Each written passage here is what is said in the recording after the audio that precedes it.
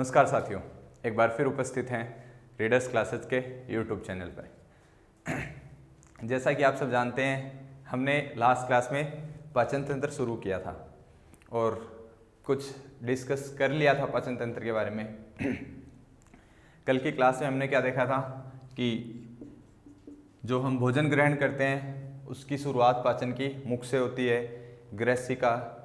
ग्रसिका से होते हुए अमाशय, फिर ग्रहणी से छोटी आंत, बड़ी आंत और फिर मलद्वार के होते हुए बाहर निकल जाता है। कल की क्लास में हमने जो बात डिस्कस की थी कि इम्पोर्टेंट बात, कल की बात क्लास में जो बात थी कि भोजन का जो पाचन की शुरुआत है वो कहाँ से है? मुख से। मुख में किसका पाचन? कार्बोहाइड्रेट का पाचन। ठीक है, वह स्थान जिसमें पाचन नहीं होता उसे बोलते हैं ग्रसिका। ठीक है, वह स्थान पाचन तंत्र का जिसमें भोजन का पाचन नहीं होता, ग्रसिका। उसके बाद अमाशय में पाचन। अमाशय में किसका पाचन था? प्रोटीन तथा वसा का पाचन। उसके बाद ग्रहणी में भोजन जाता है, ग्रहणी में सर्वाधिक पाचन। उसके बाद छोटी आंत, बड़ी आंत से मलद्वार से वेस्ट प्रोडक्ट बाहर और जो पोषक तत्व हैं उसका अवशोषण हो जाता है। तो कल हमने अमाशय तक डिस्कस कर लिया था, आज हम डिस्कस करेंगे ग्रहणी के बारे में। देखो, ये स्ट्रक्चर बनी थी अमाशय की।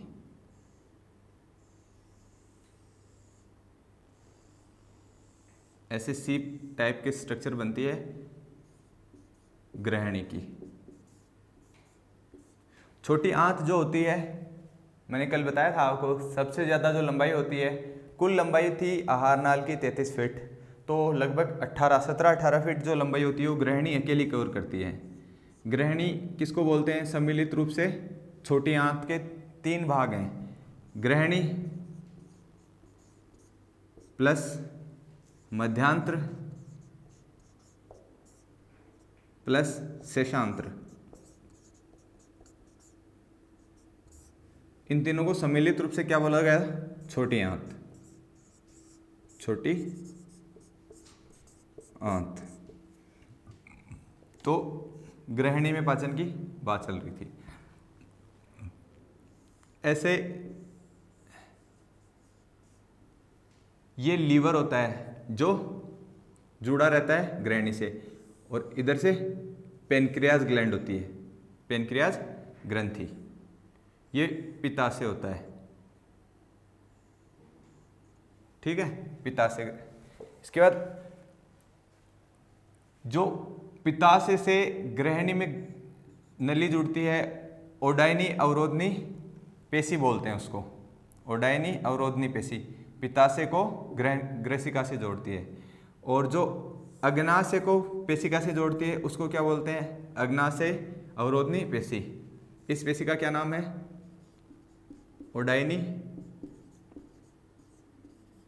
ओडाई अवरोधनी पेशी, ओडाई अवरोधनी पेशी। ये होती है अग्नाशय अवरोधनी पेशी, है ना? ठीक है। ग्रहणी में भोजन का जो सबसे ज़्यादा पाचन होता है वो ग्रहणी में होता है। ये आपसे क्वेश्चन पूछा जाएगा कि भोजन का सर्वाधिक पाचन कहाँ होता है? ग्रहणी में। ग्रहणी में 2 रस आते हैं, इधर से अग्नाशिक रस, पेनक्रियाज जूस, और इधर से आता है पित्ताशय से पित्तरस, बाइल जूस। ठीक है, तो बाइल जूस और अग्नाशिक रस, इन दोनों के बारे में पढ़ेंगे कि बाइल जूस का निर्माण कहाँ होता है, उसका कार्य क्या होता है, अग्नाशिक जूस का निर्माण कहाँ होता है, उसका कार्य क्या होता है।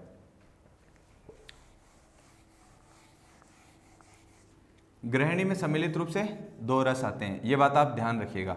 ग्रहणी में सम्मिलित रूप से 2 रस आते हैं, एक तो आता है बाइल जूस, एक आता है अग्नाशिक जूस, है ना?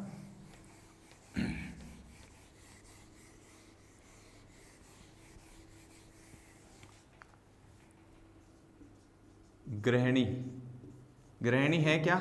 छोटी आंत का सबसे पहला भाग ग्रहणी है। इसमें भोजन का सर्वाधिक पाचन होता है। इसमें भोजन का सर्वाधिक पाचन होता है। पाचन होता है। इसमें 2 रस आते हैं, 2 रस मिलते हैं। एक तो होता है पित्तरस,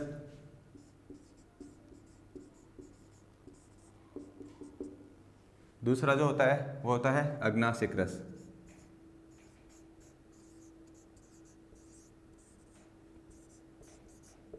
देखो, पित्तरस का संश्लेषण कहाँ होता है?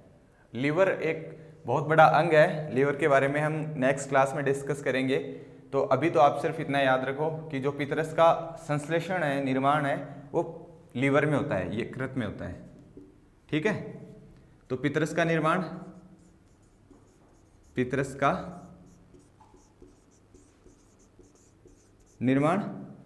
लीवर में होता है,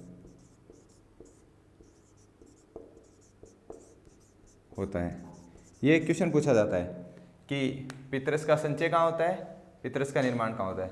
देखो, अमाशयिक रस का निर्माण कहाँ होता है? अमाशय में। ठीक है, इसी प्रकार अग्नाशयिक रस का निर्माण कहाँ होता है? अग्नाशय में। लेकिन ये एक्सेप्शन है, पित्तरस का निर्माण होता है लीवर में, जबकि संचय होता है पित्ताशय में। तो ये बहुत बार पूछा जाता है कि पित्तरस का निर्माण कहाँ होता है? पित्तरस का निर्माण लीवर में होता है। लीवर हम नेक्स्ट क्लास में डिस्कस करेंगे। और क्या खास बात होती है पित्तरस की? पित्तरस में एंजाइम नहीं पाए जाते बिल्कुल भी। तो ये क्वेश्चन पूछा जाता है कि वह कौन सा रस है जिसमें एंजाइम नहीं पाए जाते? अग्नाशयिक रस, अमाशयिक रस, पित्तरस। ठीक है, तो ये बात आप ध्यान रखिएगा कि यह एंजाइम रहित होता है, या पित्तरस में एंजाइम नहीं पाए जाते, नहीं पाए जाते हैं। ये हो गया पित्तरस के बारे में। इसके जो पीएच वैल्यू होती है, कल मैंने आपको बताया था पीएच के बारे में, बाकी जो डिटेल है अपन पीएच के बारे में वो केमिस्ट्री में पढ़ेंगे। पीएच क्या था? हाइड्रोजन विलेन की, किसी भी विलेन में हाइड्रोजन की सांद्रता, हाइड्रोजन की शक्ति पीएच दर्शाता है। पीएच की जो खोज है वो किसने की थी? सोरेनसन नाम करके एक वैज्ञानिक ने की थी। तो इसका जो पीएच वैल्यू है वो कितना होता है? 7.6 इसका पीएच मान होता है, पीएच मान होता है।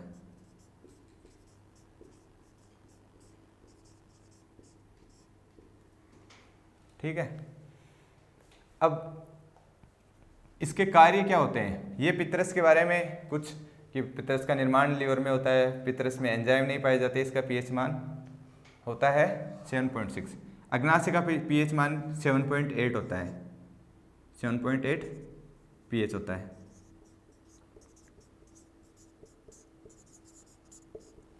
देखो, पित्तरस के कार्य क्या होते हैं हमारे शरीर में? इसका एक तो प्रमुख कार्य होता है, जो वसा पाई जाती है उसका एमल्सिफिकेशन, पायसीकरण करने का कार्य होता है। पित्तरस का कार्य होता है वसा का पायसीकरण। अब पायसीकरण क्या होता है?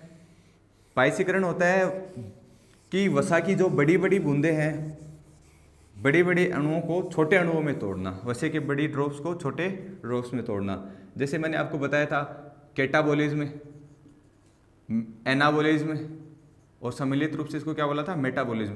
कैटाबॉलिज्म क्या था? कार्बोहाइड्रेट के जो बड़े अणु थे उनको छोटे अणुओं में तोड़ना क्या था? कैटाबॉलिज्म, उपचय। ठीक है, जबकि एनाबॉलिज्म क्या था? जब छोटे अणु थे उनका सम्मिलित रूप से बड़े अणु में निर्माण करना, एनाबॉलिज्म था अपचय।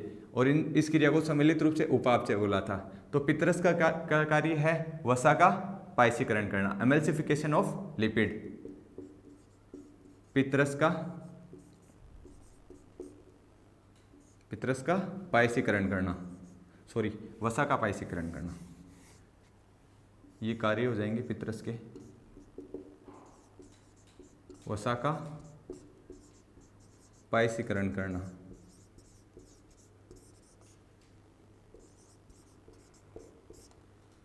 उसके अलावा क्या कार्य हैं इसके? वसा के पायसीकरण करने के सिवा इसके जो कार्य हैं वो है, देखो हमारे शरीर में जो विटामिन पाए जाते हैं उसमें मैंने क्लास में बताया था कि बी और सी ऐसे विटामिन है जो जल में घुले विटामिन है।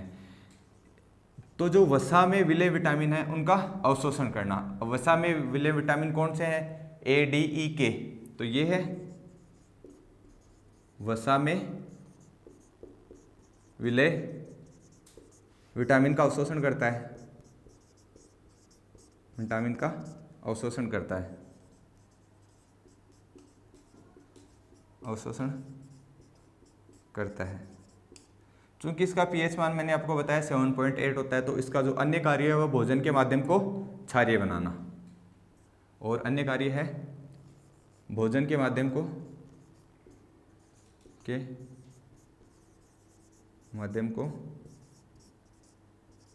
क्षारीय बनाना।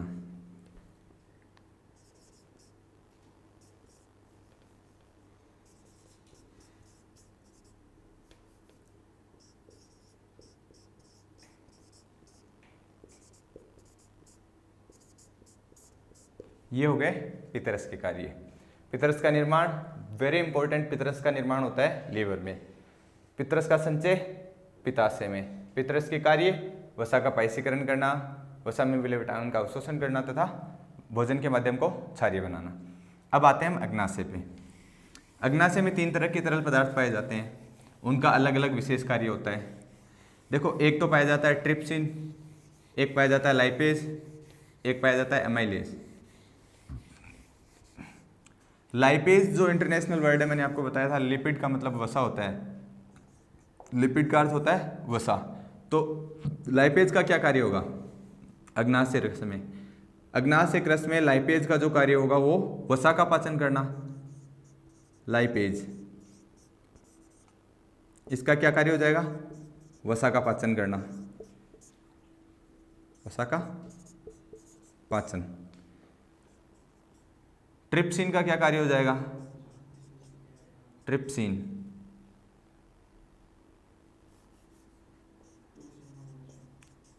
ट्रिप्सिन का जो कार्य हो जाएगा वो हो जाएगा, ये प्रोटीन का पाचन करता है, प्रोटीन का पाचन। और जो तीसरा पदार्थ, तरल पदार्थ पाया जाता है वो होता है एमाइलेज, लाइपेज। लाइपेज, ट्रिप्सिन और अमाइलेज। अमाइलेज का कार्य होता है स्टार्च का पाचन करना, स्टार्च का पाचन। स्टार्च क्या था?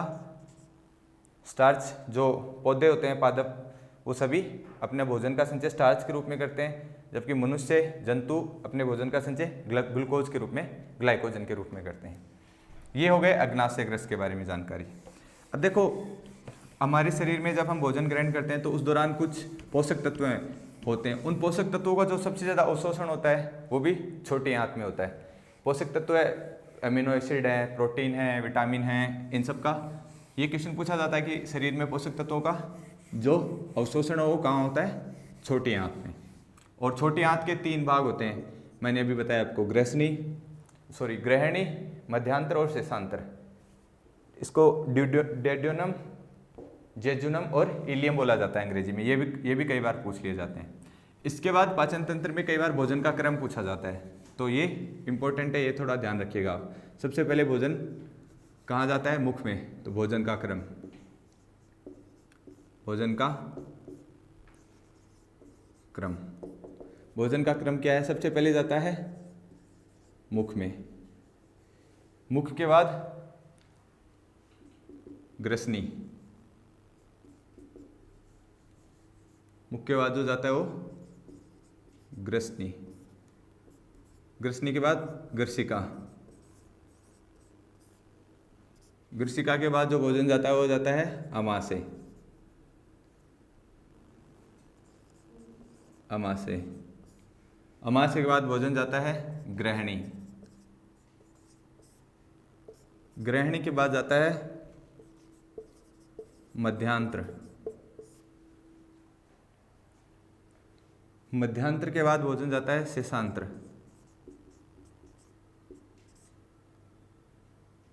शेषांत्र के बाद भोजन जाता है सिक्कम, जो वर्धांतर होती है, बड़ी आंत।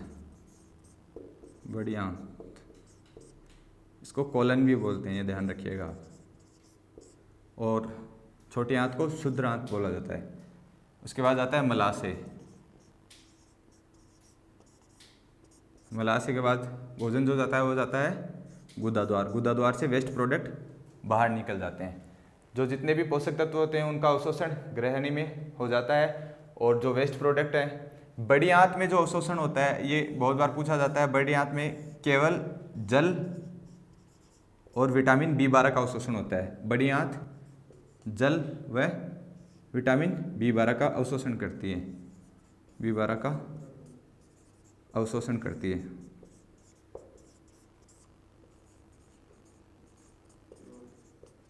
सम्मिलित रूप से। ठीक है, ये भोजन का क्रम हो गया।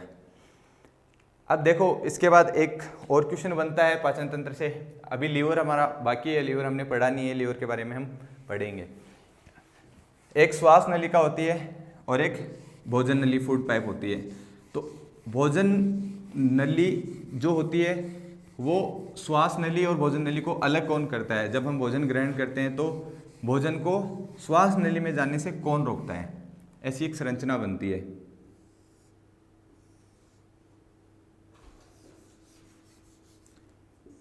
स्ट्रक्चर बनती है, श्वास नली होगी,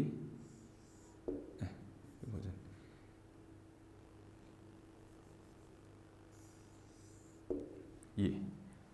ये भोजन की पाइप, ये श्वास की पाइप। इससे भोजन को श्वास नली में जाने से रोकता है, उसे क्या बोलते हैं? तो ये कई बार पूछा गया है। भोजन को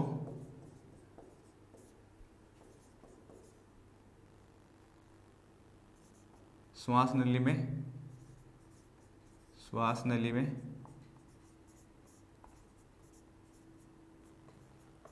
जाने से कौन रोकता है? Oesophagus, epiglottis. भोजन को श्वास नली में जाने से एपिग्लोटिस रोकता है, एपिग्लोटिस। ये आप ध्यान रखिएगा। ठीक है, ये पाचन तंत्र से रिलेटेड कुछ बातें थी। अब अपना जो टॉपिक बचता है वो बचता है कि अपन ने क्या डिस्कस नहीं किया है? लीवर के बारे में डिस्कस नहीं किया है। एपिग्लोटिस को हिंदी में क्या बोलते हैं? अधिग्रसनी। ये थोड़ा ध्यान रखिएगा आप। अधिग्रसनी, एपिग्लोटिस, एपिग्लोटिस। अधि का मतलब होता है ऊपर, जैसे नियम के ऊपर नियम, अधिनियम। अस्थि के ऊपर अस्थि, उपास्थि। ऐसे नली के ऊपर नली, इसे अधिग्रसनी बोलेंगे। ठीक है, ये भी कई बार एग्जाम में पूछा जाता है कि भोजन को श्वास नली में जाने से कौन रोकता है? वो रोकता है अधिग्रसनी, एपिग्लोटिस। अब जो हमारी नेक्स्ट क्लास होगी, नेक्स्ट क्लास में हम डिस्कस करेंगे लीवर के बारे में। पाचन तंत्र लीवर के बारे में डिस्कस करने पे कंप्लीट हो जाएगा। आज के लिए इतना ही काफ़ी है। Thank you.